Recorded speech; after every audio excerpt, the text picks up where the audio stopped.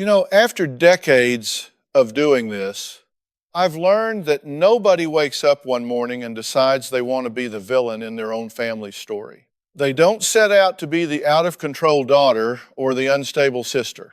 But by the time they're sitting across from me, that's the skin they're living in. I'm looking at a young woman named Sarah right now, and what I see isn't a girl who's lost her mind. I see a girl who's lost her way because the map she was given was written in a language she couldn't understand. Her family calls her a hurricane, but they forget that hurricanes don't just appear out of thin air. They're fueled by the temperature of the water they've been sitting in for years. Today, we're going to stop talking about the storm and start talking about the ocean. Before the cameras ever start rolling, I usually spend some time in the production office looking at the footage, reading the intakes, and trying to get a sense of the vibration in the room. This case with Sarah and her family, the Millers, was vibrating at a frequency that felt like a tea kettle about to explode. The parents, Linda and Robert, had sent us hours of cell phone video. It's the kind of footage I see all too often these days.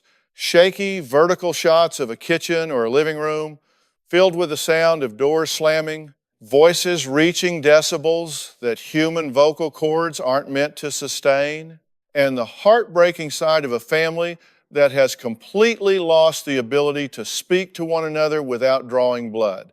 They labeled Sarah as out of control, narcissistic, and dangerous. They told my producers they were terrified of her. But as I watched those videos, I started to see something else. I saw a young woman who was desperately trying to be heard in a house where everyone was already shouting. When I first walked into the green room to meet Sarah, I didn't find a monster. I found a 24-year-old girl who looked like she hadn't slept in 3 years. She was curled up in a corner of the sofa, arms wrapped tight around her knees, a posture of pure defense. She didn't look like she wanted to hurt anyone. She looked like she was waiting to be hit. The out-of-control label is a heavy one to carry. When your own mother and father tell the world and a national television audience that you are the problem, that you are the reason for their misery, it does something to your soul. It creates a self-fulfilling prophecy. If everyone already thinks you're the bad guy, why bother trying to be anything else? That's the identified patient phenomenon. In family systems, we see this all the time. The family picks one person to hold all the dysfunction, all the anger, and all the failure. As long as Sarah is the crazy one, Linda and Robert don't have to look at their own marriage, their own history, or the ways they've contributed to this toxic environment. It's a convenient arrangement, but it's one that is killing Sarah from the inside out. I sat down across from her, not as a judge, but as a witness. I told her, Sarah, I've seen the tapes. I've heard what they say about you. But I'm not interested in their version of the truth right now. I want to know yours. She looked at me with this mix of defiance and absolute exhaustion. It's that look people get when they've been gaslit for so long they don't even trust the ground they're standing on. She started talking, and it wasn't the screaming I saw in the videos.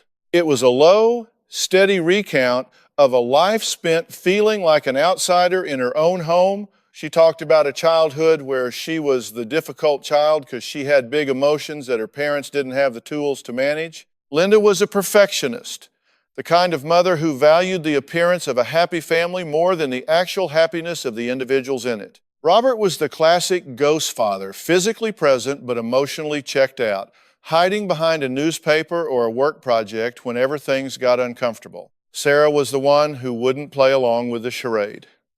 She was the one who pointed out the cracks in the foundation. And in a family that relies on silence to survive, the person who speaks up is always seen as the enemy. As she talked, the backstory began to emerge. This wasn't just about a 24-year-old having a tantrum. This was about 20 years of being told her feelings weren't valid.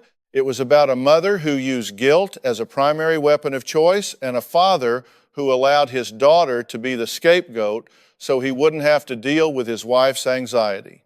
Sarah had reached a breaking point. The out-of-control behavior, the late nights, the drinking, The screaming matches wasn't the problem, it was the symptom. It was a cry for help that had been amplified because the whisper hadn't worked. The escalation didn't happen overnight. It was a slow burn that turned into a wildfire. It started with Sarah dropping out of college, a move that Linda saw as a personal insult to her status in the community. Then came the episodes, as the parents called them. They described Sarah throwing things, breaking plates, threatening to hurt herself. But when you look at the sequence of events, these outbursts almost always followed a period of intense emotional manipulation. For example, Linda would go into Sarah's room while she was sleeping, wake her up, and start criticizing her life choices. She'd keep at it for hours, poking and prodding at Sarah's deepest insecurities until Sarah finally snapped and started screaming. Then, and only then, would Robert come into the room, record the screaming on his phone, and say, "See, look at how crazy you are. We're the victims here." That's what I call reactive abuse.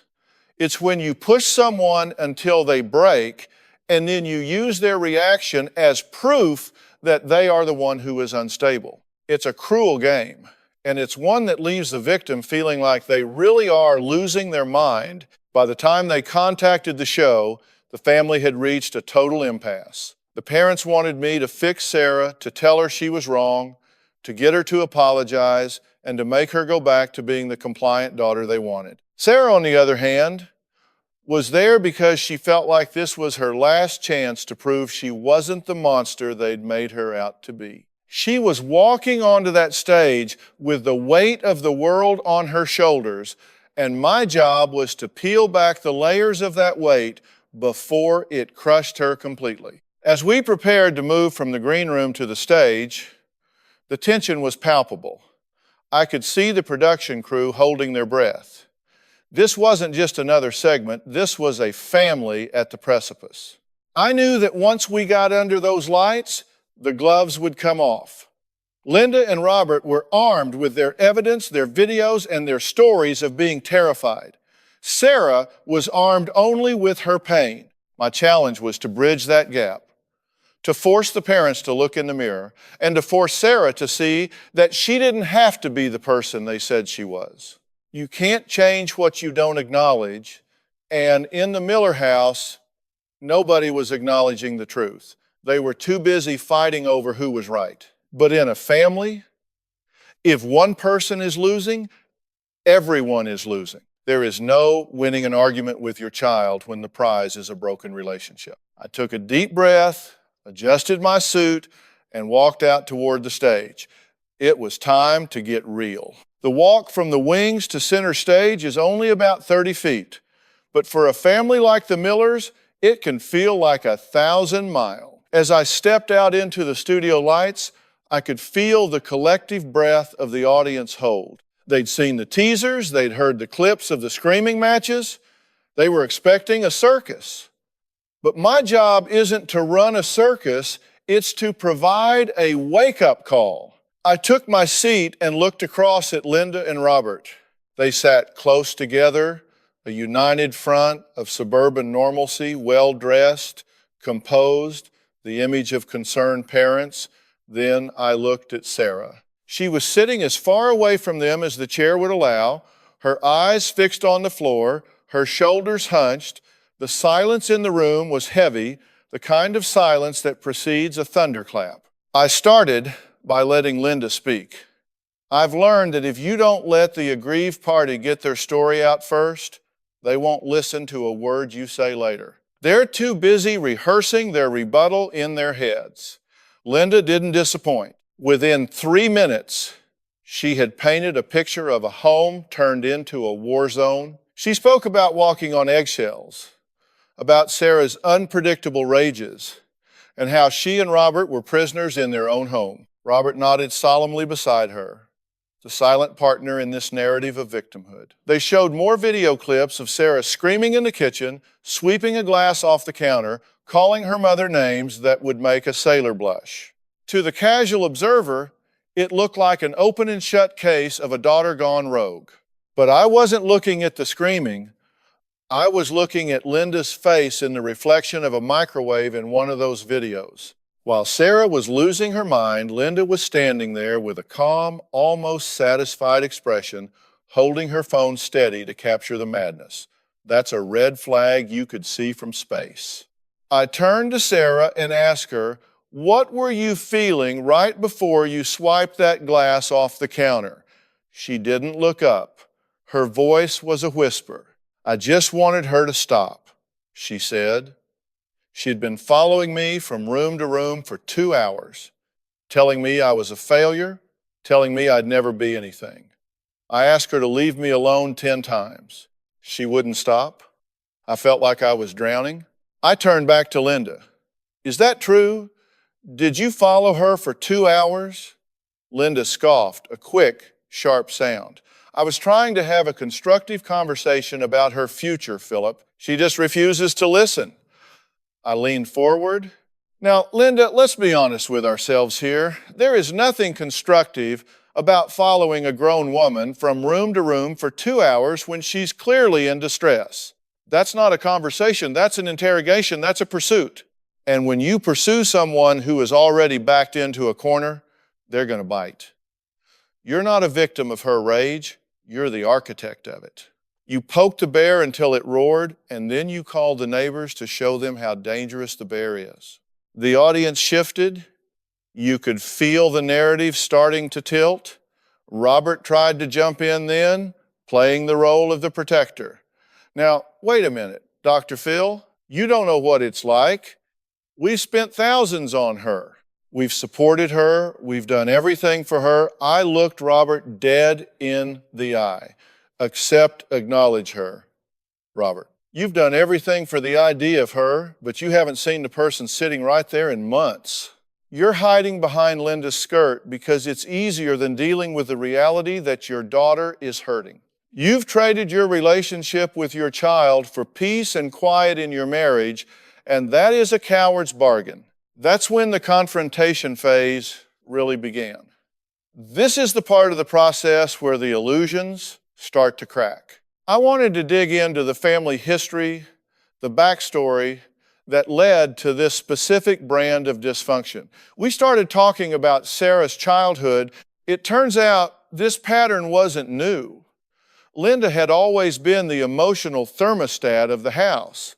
If she was cold, everyone shivered. If she was hot, everyone burned. Sarah was the only one who didn't know how to regulate her own temperature to match her mother's. She was sensitive, difficult, too much. In a family system, the child who reflects the truth of the parent's flaws is often the one who gets labeled as the problem.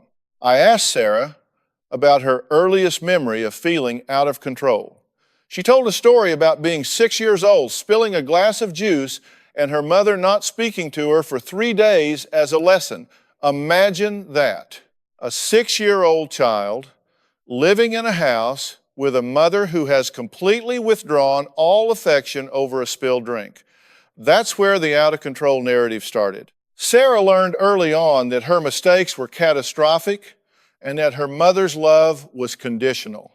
By the time she was a teenager, she'd given up on trying to be perfect. If she was going to be punished anyway, she might as well earn it. We stayed on that for a while, peeling back the layers of what I call the Miller way. It was a system built on appearances. They lived in a beautiful house, drove nice cars, and belonged to the right clubs. But inside, it was an emotional desert. Linda's need for control was a mask for her own deep-seated anxiety, an anxiety that likely came from her own parents, though she wasn't ready to go there yet. Robert's passivity was his way of avoiding the same criticism Sarah was now receiving. He was a survivor, and Sarah was a rebel. The survivor watches the rebel get executed and is just grateful it wasn't him. The escalation of the conflict was inevitable. When Sarah reached her early 20s and didn't follow the script, the college degree, the professional job, the good boyfriend, Linda, felt her own identity being threatened. If Sarah was a failure, then Linda was a failed mother. And Linda wasn't about to accept that label. So she shifted it. Sarah wasn't just struggling, she was crazy. She wasn't just lost, she was dangerous. This is a classic psychological defense mechanism. It's easier to believe your child is mentally ill than to believe you have failed them emotionally. As we went to a break, I looked at the monitors.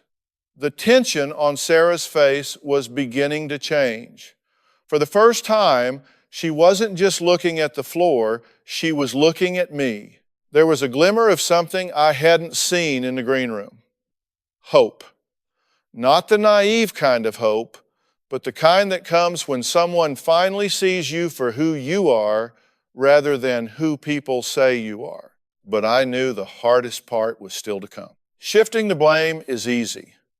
Taking responsibility is the hardest thing a human being can do. I had to get Linda and Robert to see that they were the ones who had set the stage for this tragedy, and I had to get Sarah to see that while she wasn't the cause of the problem, she was currently the one perpetuating it with her reactions. You see, in these situations, everyone has a payoff. Linda's payoff was being the long-suffering mother. Robert's payoff was staying out of the line of fire. Sarah's payoff, and this is the tough one to hear, was that by being out of control, she didn't have to face her own fears of failure. As long as she was crazy, she didn't have to be responsible. We had to break that cycle. We had to take away the payoffs and replace them with something better, a genuine connection. But that requires a level of honesty that most people spend their entire lives avoiding. I looked back at the family. Linda was reapplying her lipstick, Robert was checking his watch, and Sarah was biting her nails. We were just getting started. When we came back from the break, the air in the studio had shifted. The audience was no longer looking at Sarah like she was a ticking time bomb. They were looking at Linda and Robert with a new kind of scrutiny. That's the thing about the truth. It has a weight to it that you can't ignore once it's been laid out on the table. I turned to Linda, who was sitting there with her back as straight as a board, her hands clasped tightly in her lap. I've seen that posture 1,000 times. It's the posture of someone who is holding onto their dignity with white knuckles, terrified that if they loosen their grip even a little, the whole house of cards will come tumbling down. I leaned in and said, Linda, you've told us how much Sarah's behavior has cost you. You've talked about the stress, the embarrassment, the fear, but let's look at the other side of that ledger. What does it cost Sarah to live in a house where her mother is the judge, the jury, and the executioner of her character? What does it cost a daughter to know that her own mother is filming her at her lowest moments, not to help her, but to build a case against her? Linda opened her mouth to protest, but I held up a hand. I'm not finished. You say you want your daughter back, but the daughter you want is a version of Sarah that doesn't exist. You want a doll? You can dress up and show off to your friends. You don't want a human being with flaws and feelings and a voice of her own. And until you're willing to love the girl who is sitting right here, the one who is messy, the one who is angry, the one who is hurting, you're never going to have a relationship with her. Linda's eyes filled with tears, but they weren't the tears of a broken heart. They were the tears of a wounded ego. You're making me out to be the villain, she whispered. I've done everything for her. I shook my head. No, Linda. You've done everything for yourself to make sure you look like a good mother. There's a big difference. Real mothering isn't about control, it's about connection. And you've traded connection for control every single time. Then I turned to Robert. He'd been sitting there like a spectator at a tennis match, watching the volleys between his wife and daughter, and you, Robert. You're the peacekeeper, right? You're the one who just wants everyone to get along. But let's call it what it really is. You're an enabler. You've stood by and watched your wife pick this girl apart for years, and you haven't said a word because you didn't want the spotlight to turn on you. You've allowed your daughter to be the lightning rod for all the tension in your marriage. Every time Linda was frustrated with you, she took it out on Sarah, and you let her do it because it meant you were safe. How does it feel to know you sold your daughter's mental health for a quiet life? Robert looked like he'd been punched in the gut. He started to stammer. I just didn't know what to do. I'm caught in the middle. I didn't give him an inch. You're not caught in the middle, Robert. You're the head of the household. Your job was to protect your child, and you failed. You failed her when she was 6, and you're failing her now. You're not a victim here. You're a bystander who watched a crime happen and did nothing. The confrontation was hitting its peak. This is the moment in the show where the breakthrough usually happens, but it doesn't always look like a Hallmark movie. Sometimes it looks like absolute devastation. Sarah was sobbing now, but it wasn't the hysterical screaming we'd seen in the videos. It was a deep, guttural release of years of suppressed pain. She finally felt seen, but I wasn't done with her yet either. I had to pivot.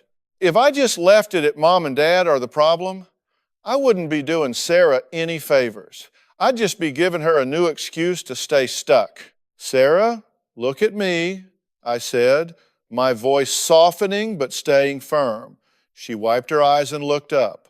I've spent the last 20 minutes taking your parents to task, and they deserve every bit of it, but now we have to talk about you. You're 24 years old. You're not a child anymore. You're an adult with a choice to make. Right now, you are participating in your own destruction. Every time you scream back, every time you throw a plate, every time you get drunk to numb the pain, you are handing them the weapon they use to hurt you. You are giving them exactly what they need to keep the out-of-control narrative alive. How's that working for you? She shook her head. It's not. I hate myself. I hate who I've become. I nodded. I know you do, but you're doing it because it's the only way you know how to get them to acknowledge that you're even alive. You'd rather be hated than ignored. You're choosing the bad daughter role because at least that role has a script. But here's the truth. You are not your behavior. You've been reacting to a toxic environment, but you've reached the point where the reaction is becoming the problem. You have to stop being a reactor and start being an actor in your own life. I explained to her that by continuing the cycle of escalation, she was essentially giving her parents permission to keep treating her this way. I told her, you can't change them. You might never get the apology you deserve. Linda might never wake up and say, I'm sorry, I've been a controlling narcissist for 20 years. Robert might never say, I'm sorry, I was a coward. If your healing is dependent on them changing, you're never going to heal. You have to decide that you're going to be healthy whether they like it or not. You have to stop giving them evidence. You have to become so calm, so centered, and so responsible that their attempts to poke you look as ridiculous as they actually are. The escalation of the segment had led us here to the raw, uncomfortable truth of individual responsibility. We spent a long time talking about the payoffs again. For Linda, the payoff was feeling superior. For Robert, it was staying invisible. For Sarah, it was the freedom of having no expectations placed on her because everyone thought she was a mess. I told Sarah, the price of being in control is that you have to take responsibility for your failures. And I think that scares you just as much as your mother scares you. As long as you're crazy, you don't have to try.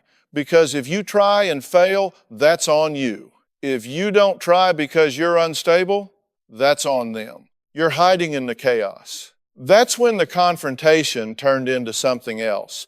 It turned into a negotiation for a new life. I offered them a path forward, a plan that involved intensive therapy for Sarah, separate from the family, where she could learn to build an identity that wasn't defined by her mother's criticism. I offered marriage counseling for Linda and Robert because, let's be clear, their daughter wasn't the problem, their relationship was the problem.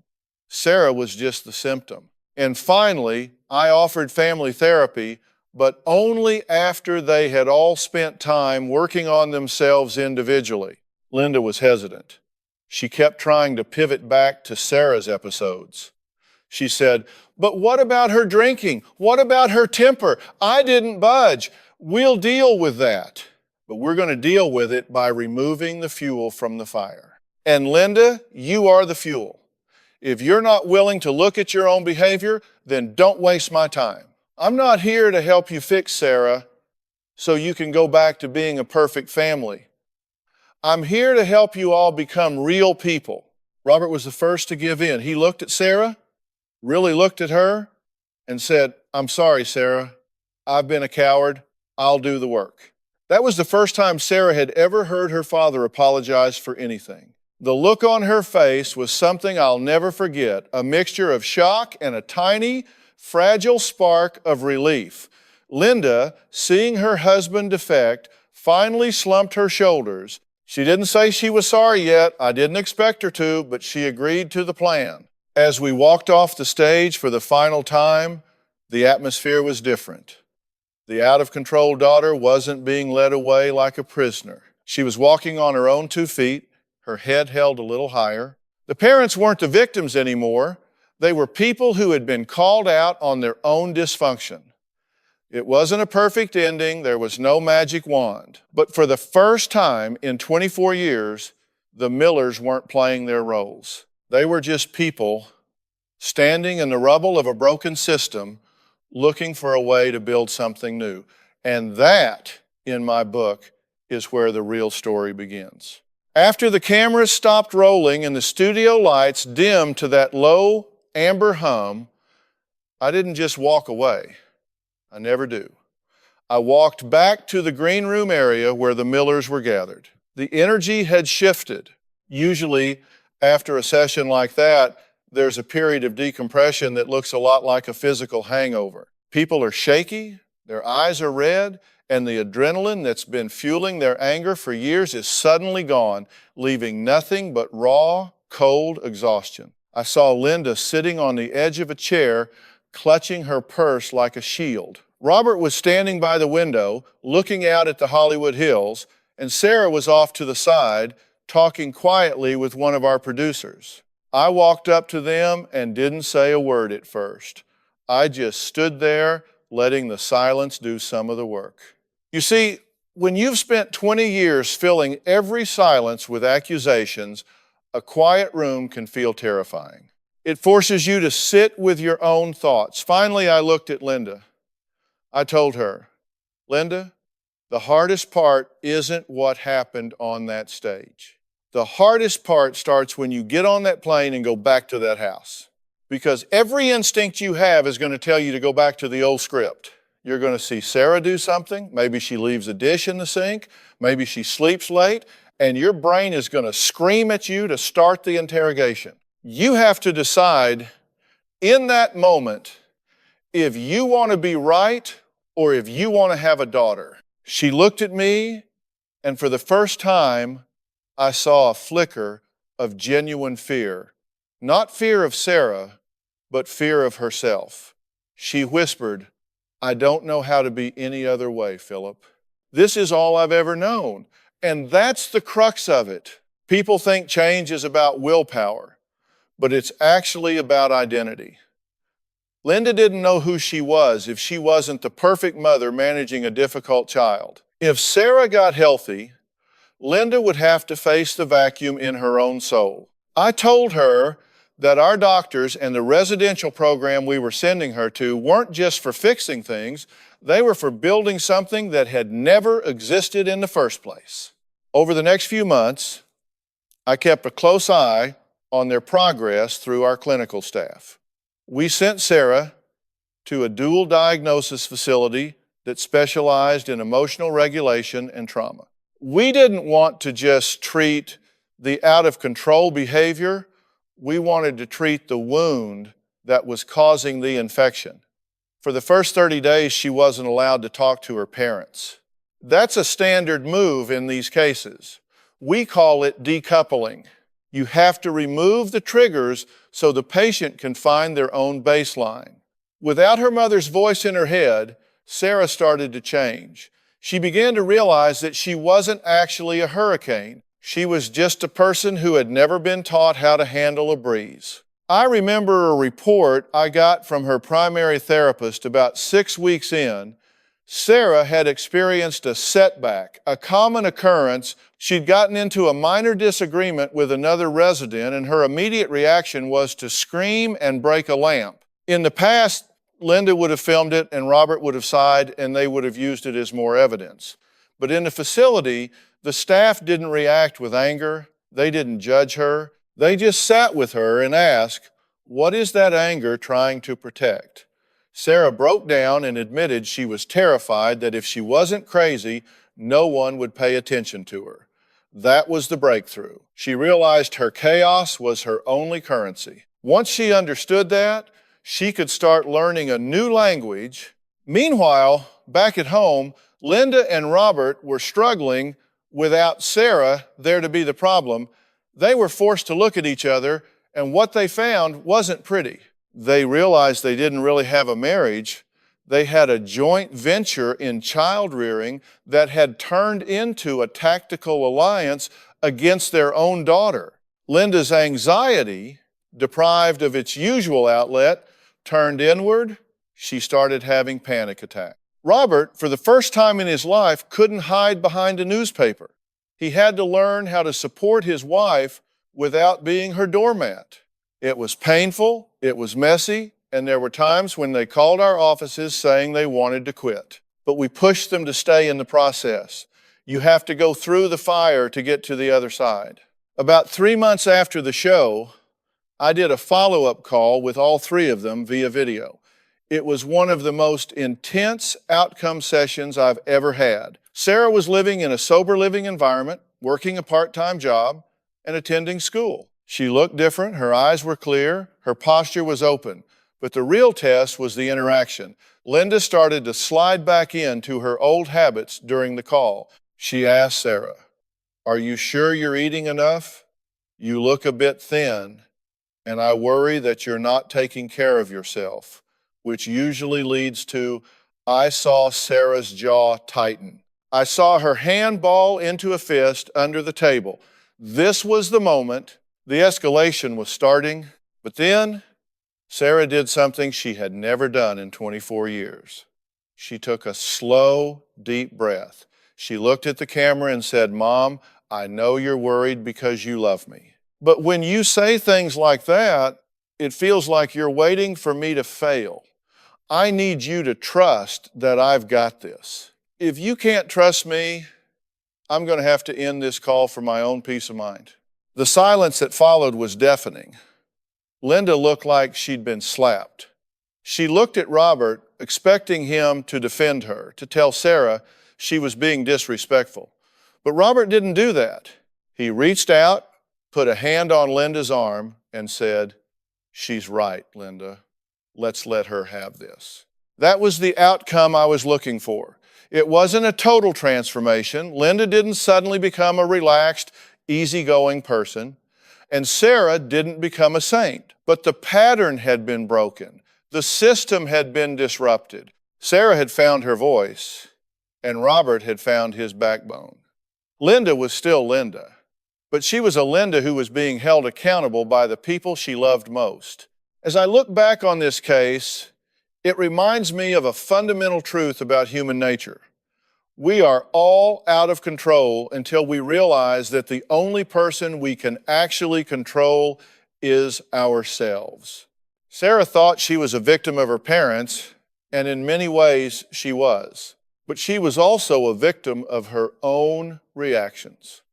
By changing her response, she changed the entire family dynamic. It's like a mobile hanging over a baby's crib. If you pull on one string, every other piece has to move to find a new balance. This story doesn't have the end because life doesn't work that way. The Millers are still a work in progress. They still have bad days. Sarah still gets angry, and Linda still gets intrusive. But they are no longer the people I met in that green room. They are no longer defined by the out-of-control label. They are a family that decided to stop fighting each other and start fighting for each other. And in this business, that's as close to a win as you're ever going to get. You have to be willing to walk through the wreckage to find the foundation. And that's exactly what they did. They stopped being a case study and started being a family again. You have to understand that in the world of psychology, there is no such thing as a quick fix. People see a 1-hour episode of my show and think that a few sharp questions and a stern look can undo 20 years of damage. It doesn't work that way. Change is a process, not an event. What happened on that stage was a catalyst, a chemical reaction designed to break the bonds of a toxic status quo. But the actual rebuilding of Sarah, Linda, and Robert Miller took place in the quiet, mundane moments of the months that followed. It happened in therapy offices, in uncomfortable phone calls, and in the lonely hours of the night when they each had to face the version of themselves they had been running from for decades. 6 months after that follow-up call, I received an update from Sarah. She wasn't living in the sober house anymore. She had moved into a small, modest apartment of her own. She was working as a junior counselor at a youth center, helping kids who were going through exactly what she had survived. I remember reading her letter. She wrote, "Doctor, Phil, for the first time in my life, I don't feel like a storm. I just feel like a person who knows how to walk in the rain." That's a powerful distinction. Being out of control is a state of being where you feel like the environment is acting upon you and you have no choice but to react. Being in control means you recognize the environment is there, but you choose your response. The real test came during the holidays. For the Millers, Thanksgiving and Christmas had historically been the high water marks for their dysfunction. These were the times when the pressure to look like a perfect family was at its peak, and inevitably, that pressure would cause Sarah to explode. Linda would hover over the turkey, critiquing every move Sarah made, and Robert would retreat into the garage to work on a car that didn't need fixing. It was a recipe for disaster. But this year was different. Sarah invited them to her apartment for a simple dinner. She set the boundaries early. She told them, "I want you to come, but if the criticism starts, or if the secret recording starts, the dinner is over. I love you, but I love my peace more." Linda struggled with that. She told her own therapist that she felt muzzled. She felt like she couldn't be herself around her own daughter. But what she eventually had to realize was that the self she was referring to was a person who used control as a substitute for intimacy. She had to learn how to sit at a table and just be with Sarah rather than trying to direct Sarah. It was the hardest thing she'd ever done. She had to learn that her daughter's life wasn't a reflection of her own success or failure as a mother. Sarah was a separate entity. That's a lesson a lot of parents never learn. They see their children as extensions of themselves, which means every mistake the child makes feels like a personal attack on the parent. When you stop doing that, the air in the room suddenly becomes breathable. During that dinner, Robert did something he hadn't done in years.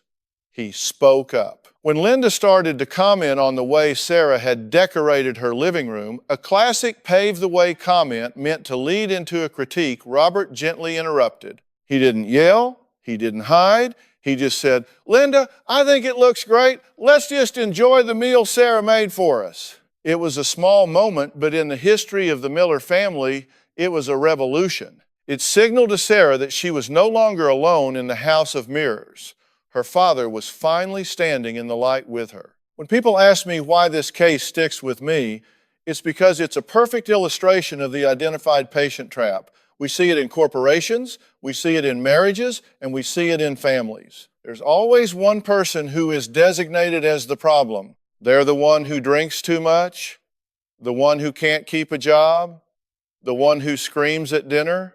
And as long as everyone is focused on fixing that person, nobody has to look at the systemic rot that's actually causing the symptoms. Sarah was the out-of-control one because it was the only role left for her to play. If she had been the good one, her mother would have smothered her. If she had been the invisible one, she would have disappeared like her father. She chose the crazy one because it gave her a voice, even if that voice was a scream. I often think about the outcome of this story not in terms of whether they all lived happily ever after, but in terms of their emotional ROI, return on investment. They invested a lot of pain, a lot of money, and a lot of time into this process. What they got back wasn't a perfect family, but a functional one. They learned that you don't have to like everything your family members do to love who they are. They learned that peace is something you have to actively protect, often from yourself. Sarah still has days where she feels that old familiar itch to burn everything down. Linda still has days where she wants to pick up her phone and start documenting her daughter's flaws. But the difference is they now have the tools to stop. They have a 10-second rule where they stop and ask, is what I'm about to do going to bring us closer or push us apart? This is the part of the journey I call the long walk home. It's the part that happens after the show, after the therapy, after the initial excitement of breakthrough wears off. It's the daily grind of being a healthy human being in an unhealthy world. Sarah realized that her out-of-control behavior was actually a shield. It kept people at a distance so they couldn't see how much she was hurting. Putting down that shield is terrifying. It makes you vulnerable. It means people can see the real you, the you that might fail, the you that might be rejected. But it's also the only way to be loved. You can't be loved for your performance, whether that performance is perfect child or out-of-control rebel.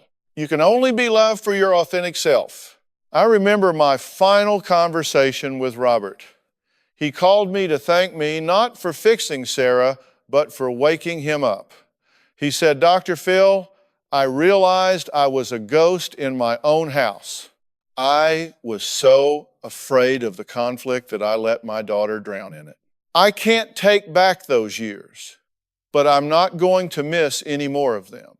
That's what we call accountability. It's not about beating yourself up over the past. It's about taking ownership of the present. Robert stopped being a spectator in his own life.